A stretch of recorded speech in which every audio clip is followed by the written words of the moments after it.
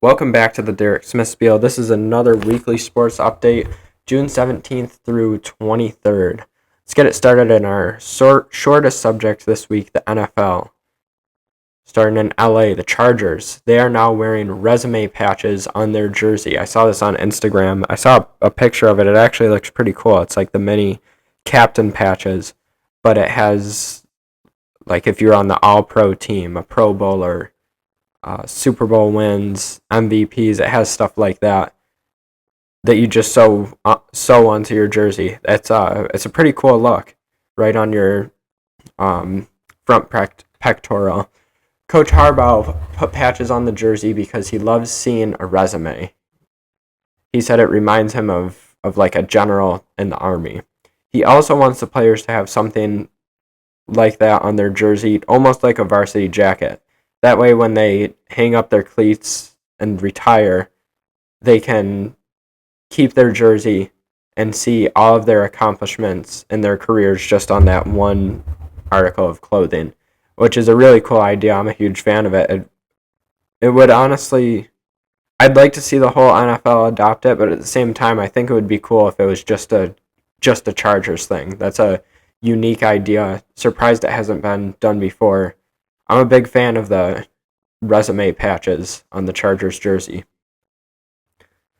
Now, a talking point in the NFL that's that's recently come up is the evolution of kickers.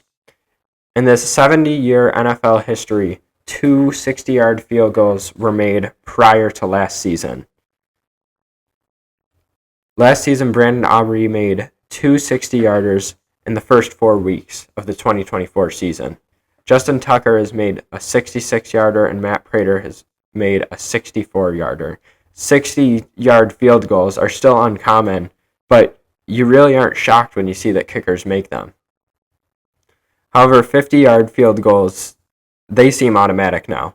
In 2006, kickers were only making 47.1% of 50-yard field goals. They were under 50% making 50-yard field goals, and in fact, 2006 was the last year that kickers were under 50% from 50. Since then, again, it seems like if you are past the 40-yard line, you've got your team has a guaranteed 3 points in their back pocket just because kickers are so good now.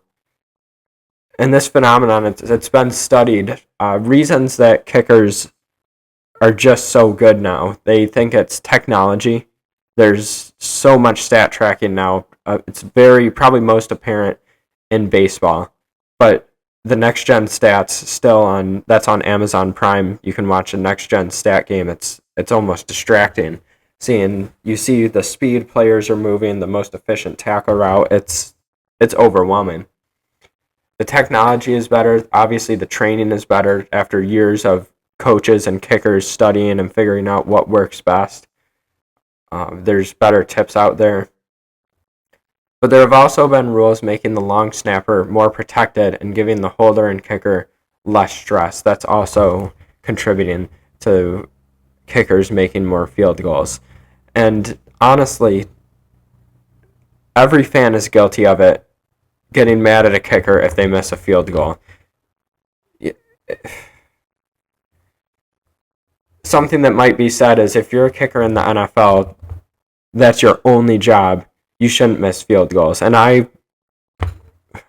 have been guilty of saying that. I still believe that, to be honest. If you are only kicking a football and that's all you have to practice for 2 hours every day, I would expect you to be automatic. But I think some blame needs to be taken off kickers. First of all, high stress and stuff happens. That's just part of their position. But also, I'm willing to bet if kickers lined up to kick with one of those tripod things that hold the football, I bet there would be maybe one missed field goal a year. When they can set it up how they want it, how they want the ball placed on the ground, the angle, and you have that tripod just holding it still right there, I bet there would maybe be 2 misses in the whole year. I think a huge aspect of kicking that's always overlooked is the long snapper and Holder. And obviously, I'm no expert. This is all speculating, but take it easy on the kickers, because when you just look at it, in the past 10, 15, oh well, since 2006, that's like 20 years. In the past 20 years, kickers have taken a huge step forward, so huge that the NFL is thinking about narrowing the goalpost, just so that field goals aren't so automatic. That's kickers in the NFL. They are taking off.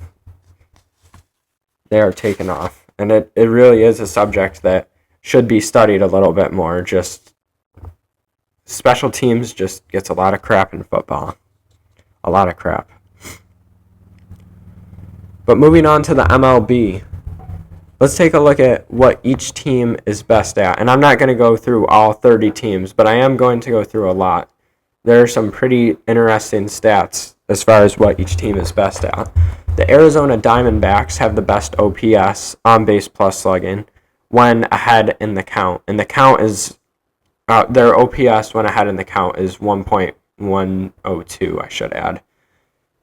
The count is a huge subject in baseball. A batter's success, the count makes a huge difference. The difference between 2-1 and 1-2 is astronomical. There's a ton of studies into that. You should really, if you're into numbers, look that up. It would interest you if you're into numbers.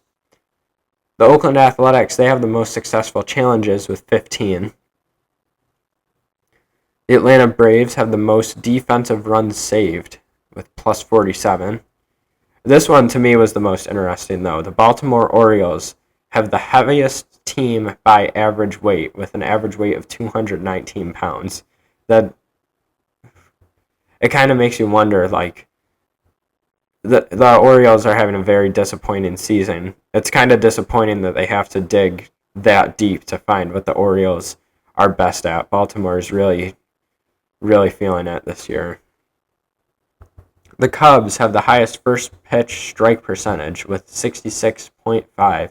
And first pitch strike, again, looking into how much the count matters, being ahead 0-1, anytime pitchers are ahead in the count, they have the advantage. First pitch strike is a big deal that's really been being stressed to starters as of late. The Cincinnati Reds have the most pitches thrown over 100 miles per hour with 170. And this one shocked me reading. The Colorado Rockies, they have the most triples with 19. The Rockies, the team that is off to a historically bad start, has the most triples. You would think that they would be the team that you have to find something crazy like highest average weight or average height, but nope, they've got the most triples. Good for Colorado. They've got something. They don't have wins, but they've got the most triples. The Detroit Tigers, they have the fewest blown leads with 8. The Houston Astros have the most strikeouts, pitching strikeouts, 623. The Miami Marlins have the most home runs hit by rookies with 18.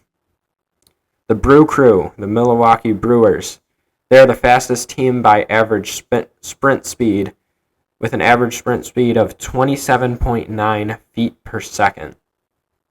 The Twins have given up the fewest walks with 164. The Mets have the best team ERA with 2.88. The Phillies have the most starts of at least 7 innings pitched with 14. The Pittsburgh Pirates, they are unaffected by hump day. They get over the hump very well. They have the best record on Wednesdays with a record of 9-1. The Mariners have the best record in day games with a record of 16-8. The Giants, they have the best bullpen ERA with 2.32. When the starters come out, it's no disrespect to relief pitchers, but starters are starters for a reason, and generally you're in the bullpen because you are not, either you don't have enough stamina or you don't have the stuff, for lack of a better word, to be a starting pitcher. For the Giants to have the best bullpen ERA, or any team to have a reliable bullpen, is huge. When you know you can trust your subs to come in for the starting pitcher and just continue a dominant defensive outing. It's huge to have a good bullpen. Very good for the San Francisco Giants. The Tampa Bay Rays have the most ninth inning comeback wins with 4. The Texans have the fewest base runners allowed with 678. And last but not least, the Washington Nationals. They have the most games won as the betting underdog with 27. The Washington Nationals, they are the betting favorite. Oh, who would have thought? The Nationals. If you want to win some money betting on an underdog, put it on the Nationals. Never would have guessed that. Big news in the MLB this week. The Red Sox trade Rafael Devers to the Giants for Kyler Harrison, Jordan Hicks, outfielder prospect James Tibbs, and Jose Bello. Devers was beyond toxic in Boston and made it clear that he wanted out. I do not blame the Red Sox for trading Devers, even though it isn't necessarily close to the trade deadline. For the Giants, Devers will be their best hitter since Buster Posey and their best power hitter since Barry Bonds. Barry Bonds is the last player on the Giants to hit over 30 home runs in one season, and that was in 2004. Devers is hitting with his average is 272, his on-base percentage is 401, and his slugging percentage is 504. That was after those numbers were all after the series against the Yankees. So far this year, Devers has soared past his season best in on-base percentage. Formerly it was 349, right now it is 401. Devers has expanded his offensive game by drawing more walks. If there's anything, the story of Moneyball, the Oakland Athletics, Billy Beane and the Oakland Athletics can teach you, it is that on-base percentage is very, very important. If you are getting on base more, you will score more runs. And for Rafael Devers to be drawing more walks and just getting on base any way possible, he never had a problem hitting for power and getting on base, but to get those freebies, those free walks to first base, that is huge. He is currently second in walks drawn, only behind Juan Soto. Devers will most likely be a DH in San Francisco, which he will be a fan of. He threw a fit when he had to play in the field in Boston. Matt Chapman will be at third base, and Wilmer Flores will be at first base, most likely for the Giants. The Giants, they really cashed in on this trade because they got the power hitter that they needed without giving up a pitcher that will cost them their third best ERA ranking. As far as the Red Sox, like I mentioned earlier, they got rid of a toxic player, but they also got some young potential. It will be interesting to see what those prospects grow into. Shohei Ohtani, he made his first appearance back on the mound after his Tommy John surgery. In his start, he pitched 1 inning, giving up 2 hits and 1 run. And it's not the dominant outing you expect from Shohei Ohtani. Some might actually be discouraged seeing that, but overall, it's not bad for having no rehab assignments in the minors. First game back after a Tommy John surgery. That's not bad at all. But keeping it in LA, specifically on the Dodgers, it is the Dodgers' least favorite month. It is June. June is LGBTQIA plus month, and the Dodgers are known online as the zestiest team in baseball. It's actually humorous to watch those edits and see just really it's no wonder that they have that reputation after seeing their celebrations and everything they do. Those videos are always funny to see. But something always goes bad in LA during June. it doesn't matter. Something always goes bad in LA, specifically for the Dodgers. Last year, there was a Pride March where tensions rose because the LGBTQIA plus community and the religious, uh, the LGBTQ community, they were having a Pride March, and some religious members of the community saw the march, weren't the biggest fans of it, and it just got out of hand. That was the drama last year. This year, in the wake of immigration riots, the Dodgers denied federal agents and ICE vehicles from parking in their lot. The ICE vehicles parked right outside the stadium and immediately started protests in the area.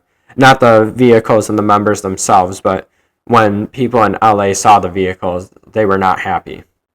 In response, the Dodgers asked the vehicles to be moved.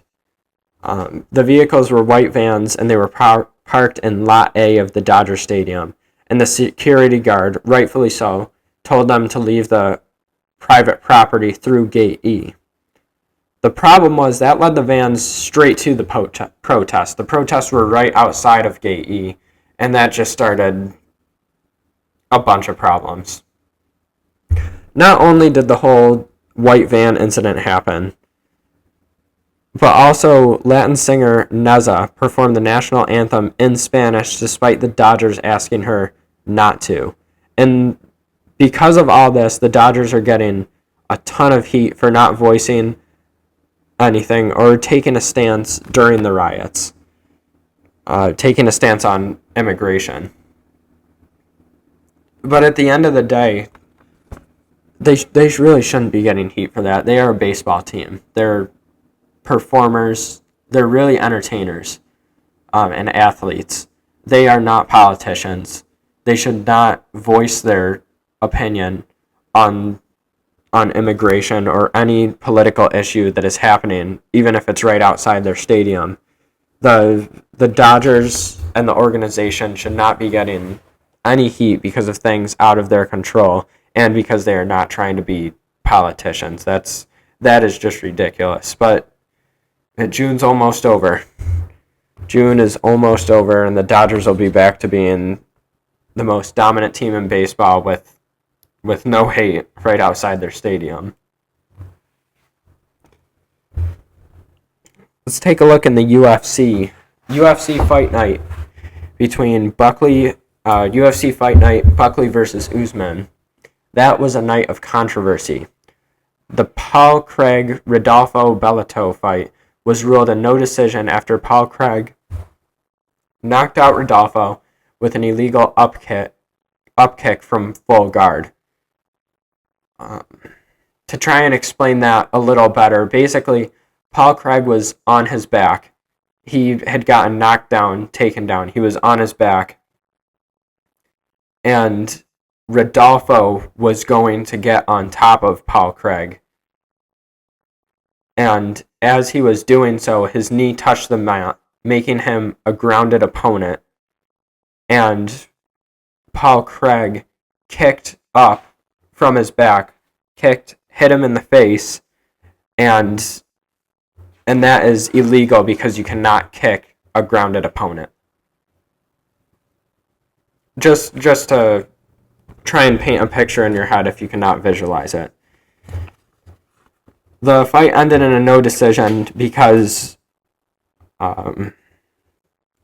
Rodolfo, the one on the receiving end of the kick, he got shooken up. He fell backwards, appeared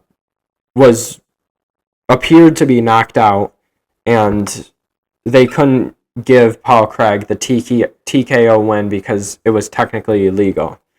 Now, Chael Sonnen's take on it was that Rodolfo should win an Oscar for his acting. When Rodolfo was kicked in the face, he fell backwards and immediately looked over to the ref and threw his hands in the air, gesturing that was an illegal kick. From there, he fell on his back, and then he went out. Chael Sonnen thinks he played dead and just tried to really sell that was an illegal kick. That way, it wasn't a loss on his record, and and he got away with a no decision. It'll be interesting to see Dana White's response if he matches these guys up again. What the next fights will be. And keep your eyes out for that. The reaction to the Paul Craig Rodolfo controversial ending. But later that same evening, Mansour Abdul Malik thought that he had a round 3 TKO against Cody Bundage, but his finish was taken away due to an illegal headbutt. The headbutt was accidental, so Abdul ended up getting the win by decision. Also that night, these were not controversial endings. Rose Namajunas defeated Miranda Maverick by unanimous decision, and Kamaru Usman is back in the win column after defeating Joaquin Buckley by unanimous decision. That raises the question, is Muhammad next for Usman? That has been I've mentioned it on this podcast. It has been mentioned multiple times across the UFC world. It truly appears that Bilal Muhammad is the next fight for Kamaru Usman. It would make sense, both of them Muhammad coming off a loss, losing the title, he is still a top contender. Usman, by beating Buckley, became a top contender. If these two match up, it makes you wonder, if Usman wins, will he have another shot at the title? That would be a wild comeback for Usman. After losing to Leon Edwards the second time, it seems like you really thought that his career was over, especially after the head kick that Leon Edwards hit him with. Some fighters just can't bounce back after getting knocked out like that. It's easier to get knocked out after you have been knocked out, because trying not to get too scientific, also because I don't know the correct terms. Basically, there are strings attaching your brain almost to your skull, like holding your brain in place. And what happens when you get a concussion or when you get knocked out is your brain actually moves and hits the side of your skull. And sometimes those strings break. And when the string breaks, that means that it's easier for your brain to move around in your skull. So if those strings, when your brain's easier to move around in your skull, it means that hitting your head, your brain just moves around easier because there's less support. So that's a serious fear whenever a fighter is knocked out, especially knocked out cold in the UFC. But Usman appears to be making a comeback. That would be amazing to see Kamaru Usman. That would be just amazing, an amazing journey to see him go from, talked about being one of the greatest of all time, still should be regarded as one of the greatest of all time, especially in the welterweight division, to having a tough stretch of losses. And he was really, had he lost to Joaquin Buckley, it would have been the typical cycle that you see in the UFC, where the veteran is put against an up-and-comer, and if he loses to the up-and-comer, it's kind of the end. It's the end of the journey. But Usman winning, it seriously puts him back in contention for the title. Man, what a storyline. What an amazing storyline. Also in the UFC, Aaron Pico, former Bellator standout, is set to make his UFC debut on July 26th. His UFC debut will be a 5-round bout against undefeated UFC fighter Movsar Evliov. Pico has a respectable record of 13-4, all of his fights being outside the UFC. Meanwhile, his opponent Evliov has a 19-0 record and is the UFC's 4th-ranked contender in the featherweight division.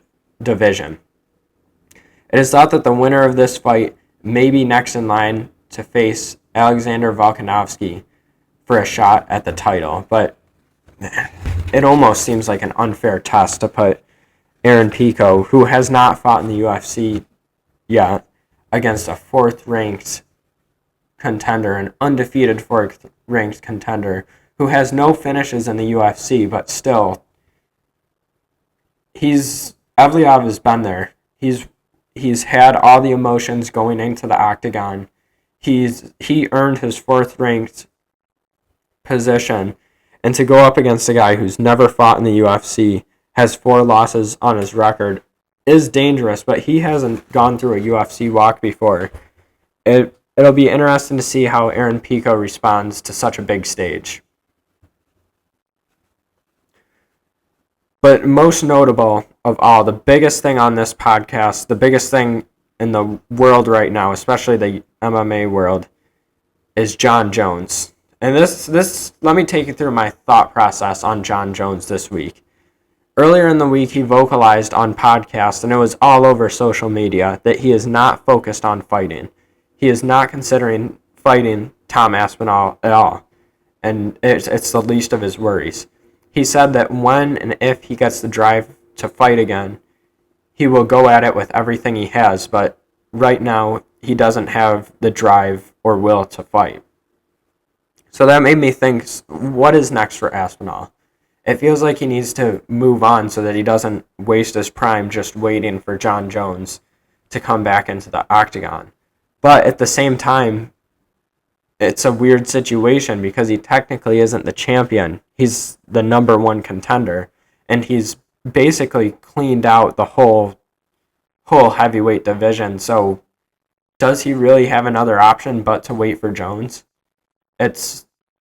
Tom Aspinall was in a really tough position, still is. However, on Sunday, Dana White announced that Jon Jones is officially retired. That makes Tom Aspinall the undisputed champion, and there will be no super fight between Tom Aspinall and Jon Jones. And that is a tough hit for the heavyweight division in the UFC, because Tom Aspinall and Jon Jones have proved that they are just levels ahead of everyone else in the heavyweight division. But again, it made me wonder, and it makes, I'm sure, every matchmaker across the UFC wonder now, who is next for Aspinall? Who is he going to face? The number 1 contender, he probably already finished in one of the first 2 rounds. There's a huge gap between him and everyone else. Who can really challenge him? And who can we match him up against that people will buy the pay-per-view? That's really what it comes down to. Who's intriguing and what will make the UFC money? What would be interesting is if someone switched weight classes to fight Tom, like an Alex Pereira or a Khalil Roundtree, who just won a very decisive unanimous decision against Jamal Hill. But overall, Tom Aspinall, he got screwed.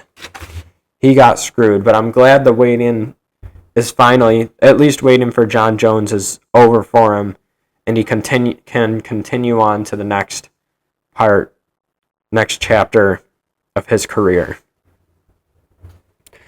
Now that I dropped that bomb on you, that is a wrap. This episode was brought to you by yours truly, Derek Smith, with help from the voice memos and Spotify Podcasters app. For more content like this, you can continue listening to the Derek Smith Spiel on Spotify, or you can listen on my YouTube channel at Derek Smith Stock 13. There you'll find my podcast and sports betting videos on top of that. If you're a fan of my sports betting videos, you can also see highlights of those on my TikTok account. You can find that by searching at SmithStock5 again on TikTok. Enjoy collecting cards? If so, check out my Collects account at Derek Smith Stock to get deals on quality cards. For updates on everything I mentioned, follow my Instagram account.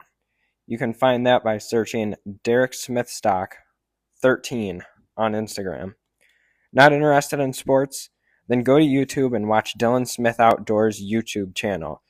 Search Dylan Smith Outdoors, where there are plenty of outdoor content videos, including hunting, catching, trail cam and tree stand setup, cooking, and plenty of laughs in between. Need your lawn sprayed? Whether it's weeds or insects, Greenwood Ecologics has you covered.